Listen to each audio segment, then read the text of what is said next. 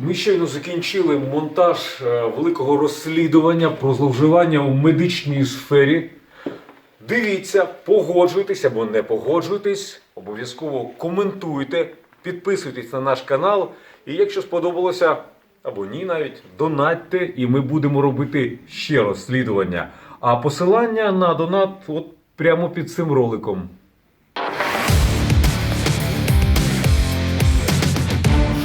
Вітаю! Я Денис Бігус. В ефірі програма антикорупційних розслідувань «Наші гроші».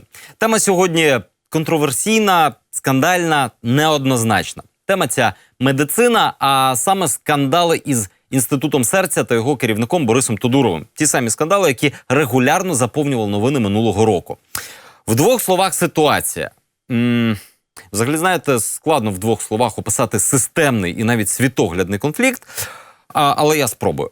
Є лікар, один з наймедійніших і найрозкрученіших в країні. В нього є армія прибічників, такий собі фан-клуб, і я прошу, не сприймайте це як щось зневажливе, тому що це серйозно. Серед прибічників люди з найвищих щаблів влади. Він багатьом з них врятував життя. Вони вважають його геніальним лікарем, здатним на неможливе, і я не буду це навіть ставити під сумнів. Окей, прийнято. Але той самий лікар є ще й керівником, адміністратором величезної державної медичної установи. І так, його прибічники скажуть, що саме завдяки йому, як лікарю, його лікарським талантам, ця установа і стала відомою. Але знов, проблема ж в тому, що він, як адміністратор, робить речі, які, в приватній клініці ще б, мабуть, працювали, але з державними грошима просто неприпустимі. І весь конфлікт, він фактично обертається навколо того, що геній і злодійство виявились цілком сумісні в одній людині. А чого там більше, розбирався Олександр Курбатов.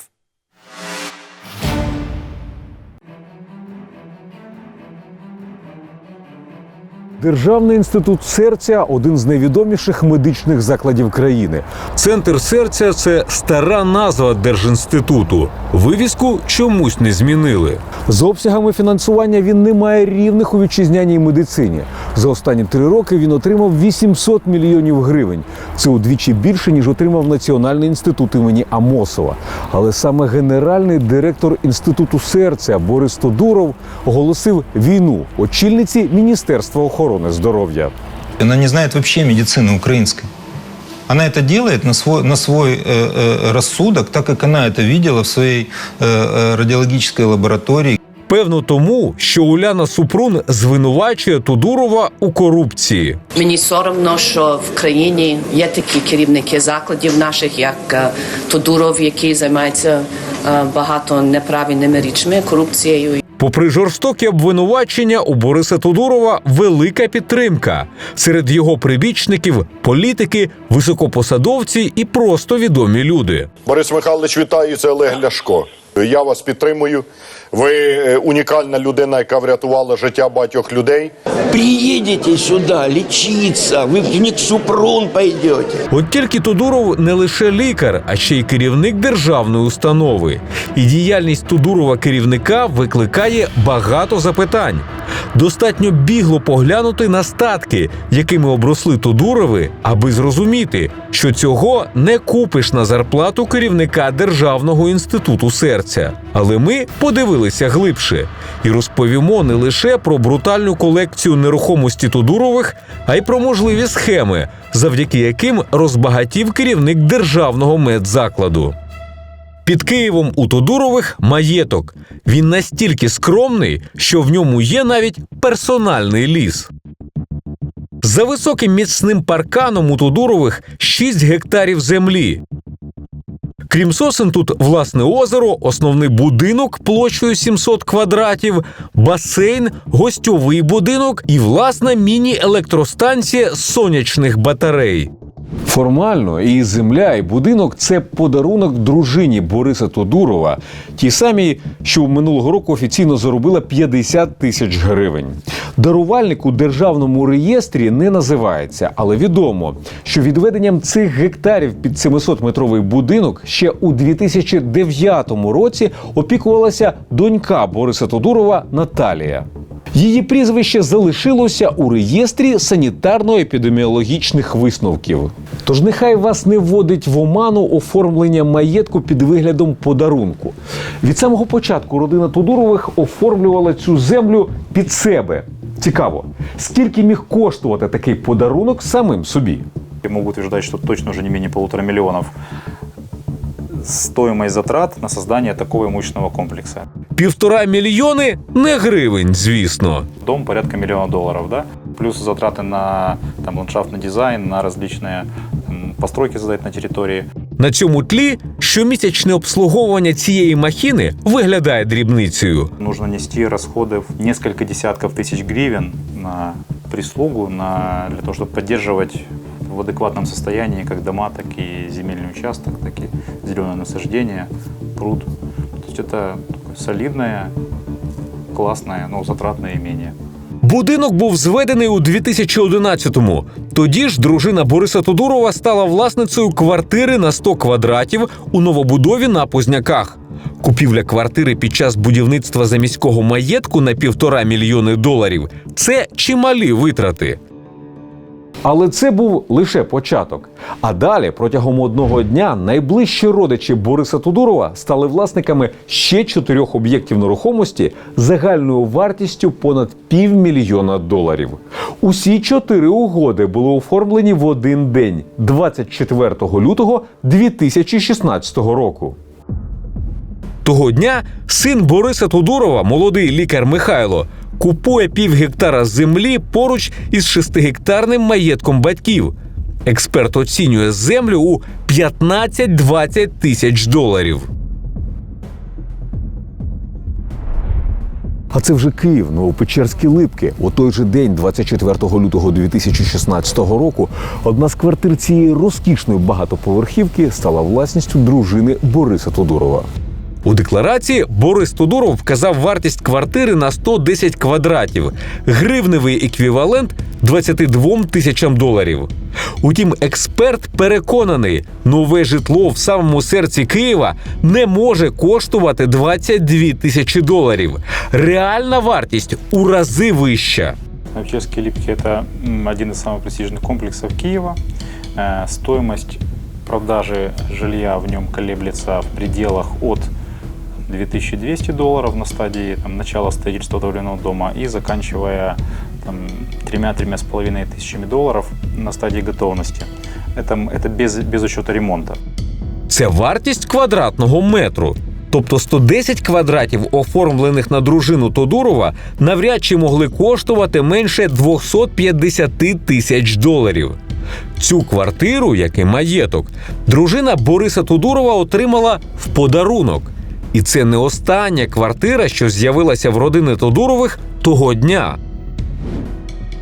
Знову Київ. У цьому щойно зведеному будинку на Осокорках власницею 150-метрової квартири 24 лютого 2016-го стає донька Тодурова Наталія. Подібні квартири тут продаються мінімум по $150 тисяч. Теж без ремонту. Наталя і її чоловік – молоді лікарі. Але однією квартирою молода родина не обмежилася.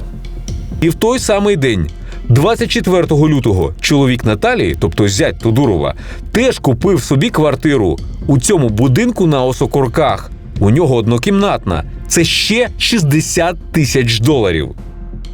Отже, 24 лютого 2016 року родина Тодурових оформила собі нерухомості десь на $500 000. До цього була ще одна квартира і резиденція на 6 гектарів. А ще за рік у декларації Бориса Тодурова з'являються ще 2 квартири, десь по $1 мільйон кожна. Але при таких витратах Тодуров вказує ще й мільйонні заощадження.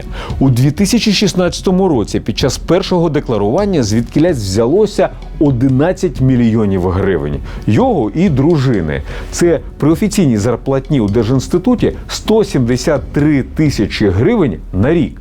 Навіть додаткові гонорари – 100 тисяч гривень. Навіть соціальна допомога – ще 36 тисяч гривень не зменшують цієї прірви. Тодуров, як генеральний директор Держінституту, не заробляє мільйони, але має їх і вказує їх. Звідки ці гроші? Намагаємося запитати в самого Тодурова. Нам відповідають згодою на інтерв'ю, але щоразу його скасовують.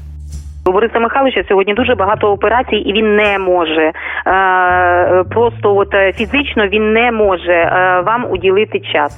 Давайте завтра подзвоните. Але в нас є пояснення цим мільйонам. Є ціла низка комерційних структур, в яких простежується зв'язок із родичами або оточенням Бориса Тодурова. Це приватні компанії, які заробляють на співпраці із інститутом, яким керує Борис Тодуров. Вони постачають медикаменти за завищеними цінами.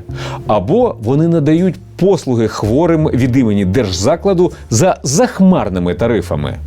Приватна фірма «Профіко» має феноменальні успіхи лише на тендерах Інституту серця. За 2 роки ця контора заробила на інституті під керівництвом Тодурова 15 мільйонів гривень.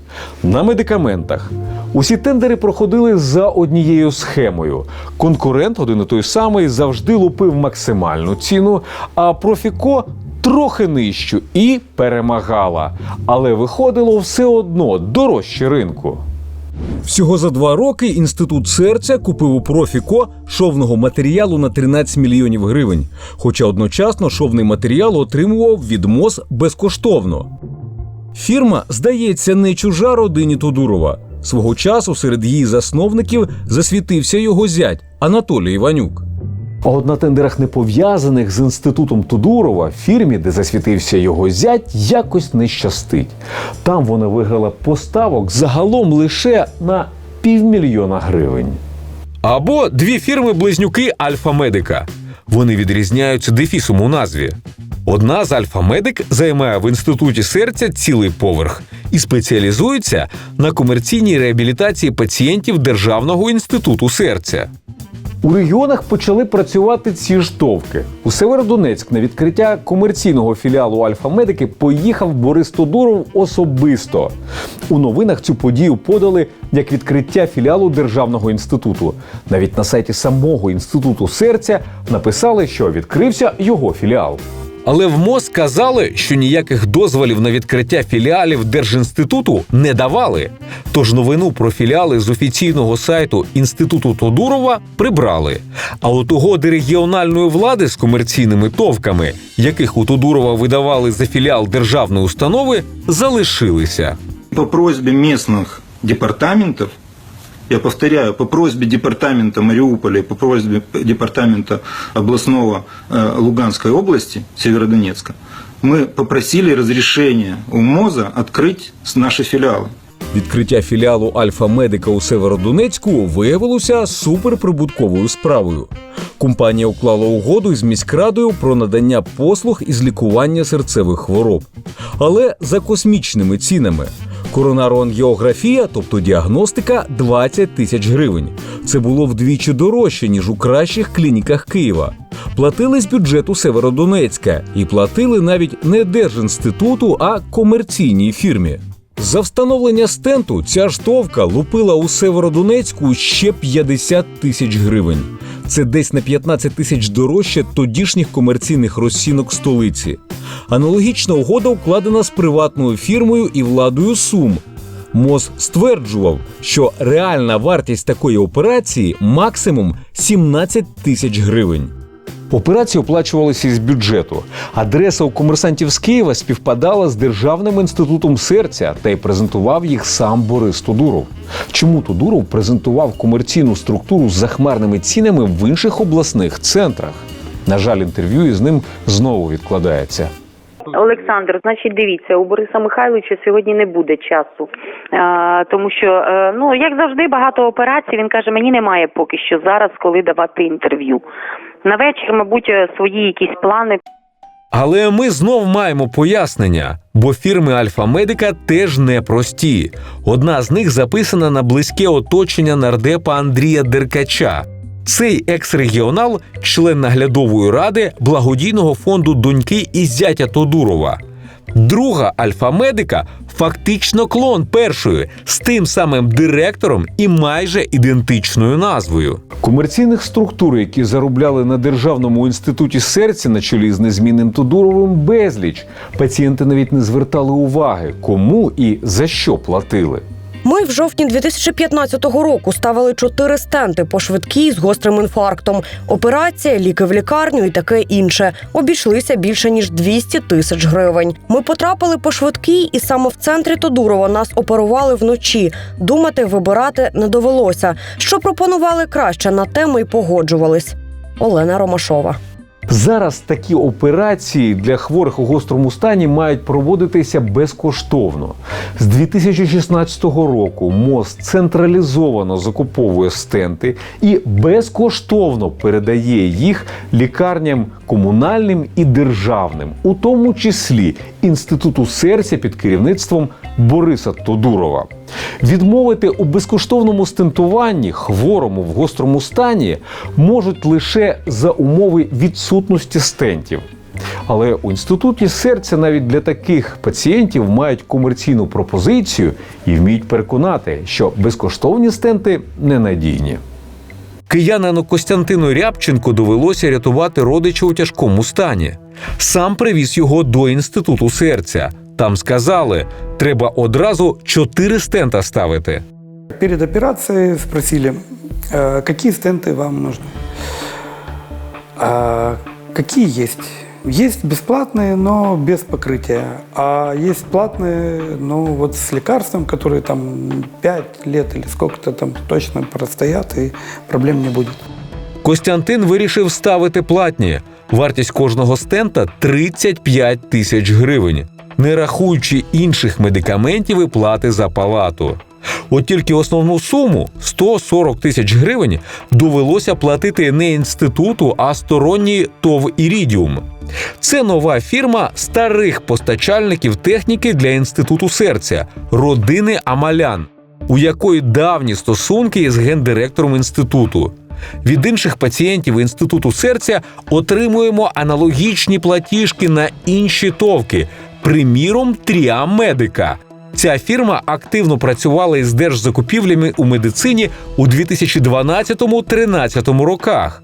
У 2018-му вона теж працює з Інститутом серця. До неї направляють пацієнтів лікарі. 2018 рік – вартість та сама – 35 тисяч гривень за стент. 105 тисяч за 3 стенти.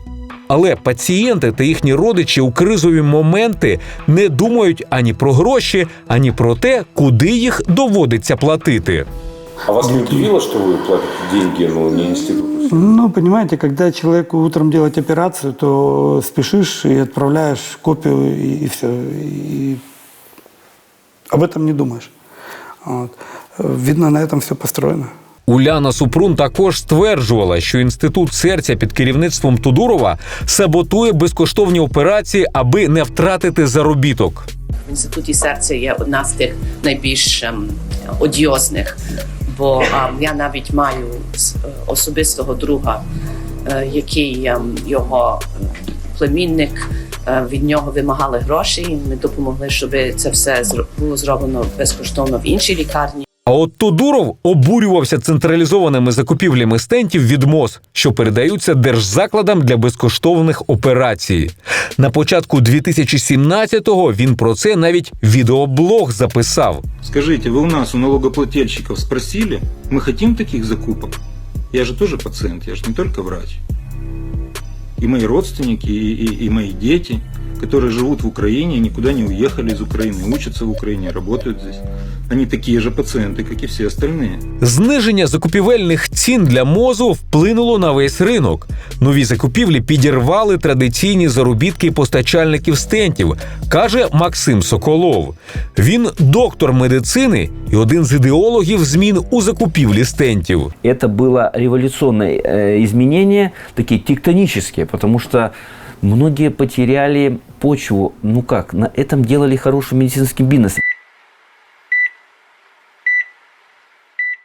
Ефект був настільки потужним, що ціна впала не лише на стенти. У 2017 році Альфа-Медика, приватна структура, яка орендує у Бориса Тодурова поверхи, яку він просував у регіонах, знову заключала договори у Сєвєродонецьку, Сумах, Кривому Розі, Кременчузі. От тільки ціна на коронарну ангіографію була вже не 20 тисяч, а всього 7,5. Однак повністю в Інституті серця не здаються. Дивні речі з цінами на операції, що мали бути безкоштовними, там відбуваються і надалі. І не лише у стентуванні. 27 січня 2019-го у соцмережах з'явився заклик друзів щойно прооперованого в Інституті серця мешканця Прилук. Поставили діагноз – об'ємна пухлина лівого передсердя. Операція коштує 100 тисяч гривень. Його сім'я не в змозі сплатити. 23 січня 2019-го зробили Вітю операцію. При умові, що він та його рідні до кінця тижня сплатять всю суму. Від імені його сім'ї та його друзів просимо всіх небайдужих допомогти. Це оголошення побачили лікарі інституту імені Амосова. Тут зробили понад 900 операцій з подібним діагнозом. Це найбільший показник в Україні. 500 з них на рахунку професора Вітовського. Він переконаний, ця операція не може коштувати 100 тисяч гривень. Що стосується пухлин серця, то там не використовується із дороговартісних таких апаратів – це оксигенатор. Оксигенатор, він в торгівлі він коштує біля 10 тисяч гривень, але наші пацієнти отримують це все безкоштовно.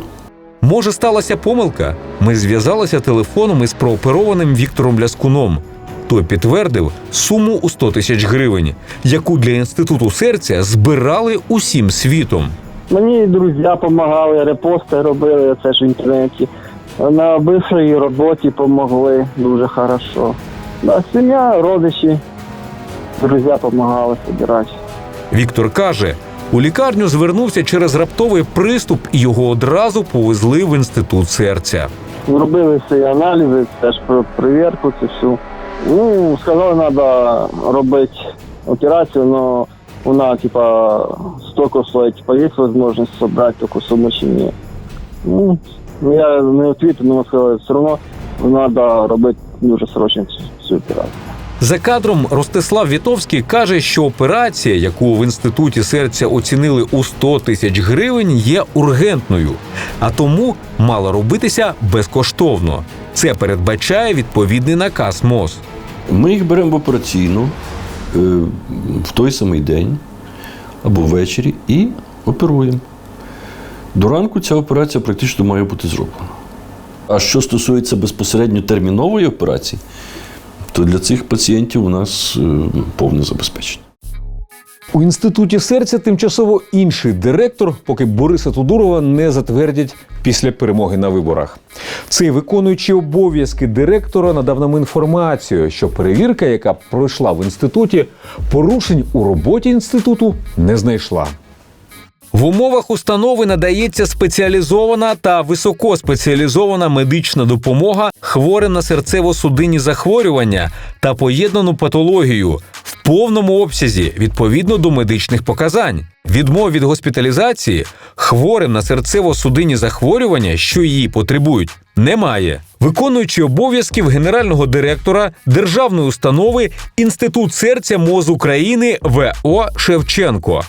Утім, Борис Тодуров називав неправдою і звинувачення у закупівлі медикаментів за завищеними цінами по допорогових закупівлях. Такі закупівлі інститут під його керівництвом активно практикував. У 2016-му інститут закупив майже на 198 тисяч препарат цефопектам виробництва Борчагівського фармацевтичного заводу. Завод продавав цефопектам по ціні не вище 65 гривень, про що заявив офіційно на своїй сторінці. Але Інститут серця купив препарат поза конкурсом у посередника ТОВ «Галафарм» по ціні 108 гривень за флакон. Із переплатою у 68% від офіційної заводської ціни. Та найцікавіше, що цей же посередник звичайним покупцям продавав цефопектам по 68 гривень. Тобто для Бориса Тодурова і Інституту серця компанія «Галафарм» робила ексклюзивну ціну, яка була вища від звичайно на 60 з гаком відсотків. І це не єдина подібна угода. Інститут серця – головний замовник у ТОВ «Галафарм». А це вже кінець 2018-го. Інститут серця так само робить масові допорогові закупівлі за завищеною ціною. Наприклад, препарат для до- і післяопераційної обробки Кутасепт. Ось він у роздрібній торгівлі по 1480 гривень за 5-літрову каністру. А ось Державний інститут серця купує оптом такі каністри по 2044 гривні за штуку. Із переплатою понад 500 гривень на кожній. Тобто на 33% дорожче від роздрібної ціни. У інституті кажуть, що такі закупівлі цілком законні. За результатами аудиту ефективності використання коштів державного бюджету Інститутом серця та державного фінансового аудиту порушень законодавства щодо закупівель не встановлено. Виконуючий обов'язків генерального директора ДУ Інститут серця МОЗ України В.О. Шевченко. Такий от парадокс. Інститут серця одночасно скаржиться на нестачу коштів і закуповує медикаменти з шаленими накрутками, організовує тендери під компанії, пов'язані з керівництвом, а його директор протестує проти дешевих стентів, які встановлюють безкоштовно і які рятують життя людей під час інфарктів. Одночасно на родичах цього ж керівника з'являються елітні квартири і маєток на 6 гектарах лісу. Таке от протиріччя між лікарем і керівником в одній особі. Зрештою, протягом 2 тижнів у частого гостя телеефірів Бориса Тодурова так і не знайшлося часу на спілкування із нами. Так, Олександре, знаючи, що ви будете дзвонити, уточнила з самого ранку у Бориса Михайловича, у нього на цій неділі взагалі не буде часу. Мене у всій цій дискусії під назвою «Чи можуть професійні таланти компенсувати управлінську корупцію?» або «Чи не варто управителю державної клініки, який сильно вклався в її роботу, дозволити вважати її приватною?» насправді дивує один момент. Чому досі немає величезної приватної кардіологічної клініки самого Тодурова? Ну, в сенсі офіційно. Геніальний кардіохірург, досвід, команда, все є. І якщо зробити таку клініку, то все було б максимально чесно і, я підозрюю, навіть максимально ефективно. Тому що не потрібно було б вести війну з Міністерством охорони здоров'я, витрачати час і нерви, говорити про утиски. І ціни можна було б встановлювати абсолютно будь-які. Хіба що на державному ресурсі вдається заробляти це ж більше. Ну що ж, а на сьогодні все. З вами був Денис Бігус та програма «Наші гроші». Нагадую, ось це наш Ютуб, там є всі наші розслідування. Дивіться їх там, підписуйтесь і навіть тисніть дзвоник. Пишіть нам у соцмережах. Можна хороше, можна погане, можна просто передавати вітання. Якщо у вас є якась цікава тема, то ось це наша електронна пошта для того, щоб її туди написати. Там все безпечно. А ось за цим посиланням ви можете підтримати нашу команду, і ми вам запишемо більше цікавого. Все, в телеефірі побачимось за тиждень. До зустрічі.